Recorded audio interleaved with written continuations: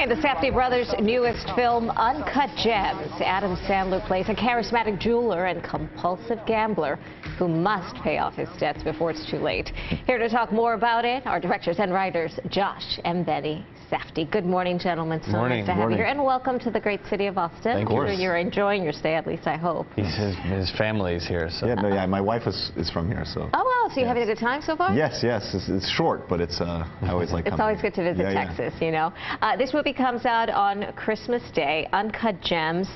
Where did the idea come from? Because it is, it's intense, just seeing that small clip, and if you've seen the whole trailer, you know that you're in for quite a role. Yeah, well, I mean, it was originally inspired by the time our dad spent working in the Diamond District when we were kids, and there was always every day was like a pulp movie, you know what I mean? Adventure, him getting chased by people, you know, in New Jersey, or someone's puncturing his tire and finding out that he's got to pull over to change the tire to find out that he's just getting robbed. So these were the stories that we kind of remembered as kids and that we kind of wanted to investigate more with this movie. So were you sitting, would he come home and tell you these stories? Is that how it happened? Sometimes we were in the car. Like I remember the car like disappearing at one point while we were gone. Like, where did the car go? And he's like, oh, I don't know.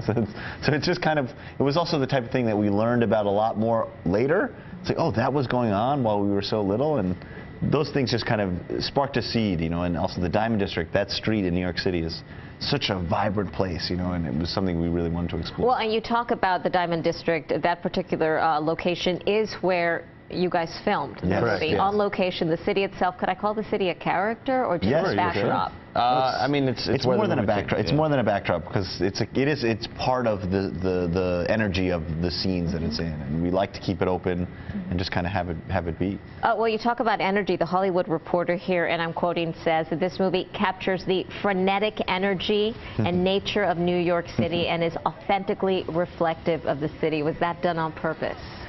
Oh, I mean, I think that we just, you know, we set the story there, and the story, any setting will take on, your character will take it on. So I mean, we were, you know, very much, and like Benny was saying, inspired by the vibe and the energy of the Diamond District, which is almost barbaric and in its own like kind of pace. Like, it's a lot of handshake deals, and this person said that. Always on, moving, shake. Like, there's like a lot of that movement, and it's like, how do you bottle that up and put it into the film? So is there a possibility that there are men, maybe even women out there that are like Howard Rattler, this jewelry store owner and compulsive gambler? Oh, yes. Well, it's so much so that, you know, as the movie's starting to get out there, all these jewelers and everyone's saying, oh, you based this on me. It's like, no, we just took in the world, and it's a reflection of everybody. So it is very true to life in that regard. Your movie, during its premiere, it got universal critical acclaim. There is talk about Adam Sandler as well as yourselves, and the cinematography, the sound.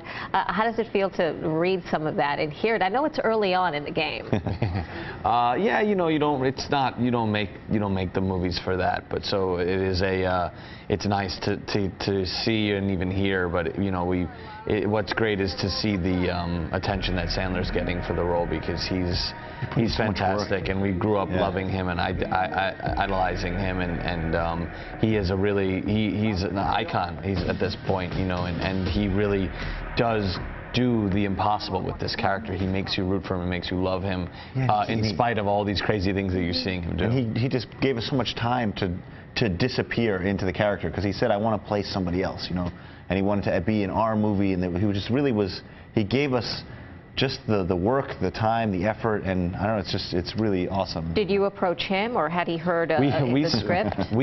This process took 10 years to make this movie. Yeah, it was a 10-year journey of making this film. We first sent it to him in 2012. He said his people he couldn't get over the moat of celebrity, and then 2015 we reached out again. We heard he was unavailable for the dates we wanted, and then we pressed farther, and they said no, he's just unavailable. And then he saw our previous movie, Good Time, and that was kind of the moment that kind of shifted the conversation, obviously, and then we became, you know, steeped in conversation and collaboration. But yeah, it took a while to kind of get him to get to him, and then a little bit of time to convince him. But I think the second he saw a previous movie, read the script, he knew. And he knew that we wanted to use a real basketball player. All these things, I think, all of a sudden, he was just like, oh, I'm in. Yeah. Well, I'm very happy for you guys that you got what you wanted, and it shows on screen. It's going to be an exciting movie. Uncut Gems hits theaters on Christmas Day, so mark your calendars. I know you need something to do after it's a great Christmas movie. It really is. Well, it'll get you energized, you know. I know, right? Sure. You'll wake up after all that Christmas movie. Josh and Benny Safdie, thank you so much for joining us. Thank you for having us. Thank you. Appreciate it.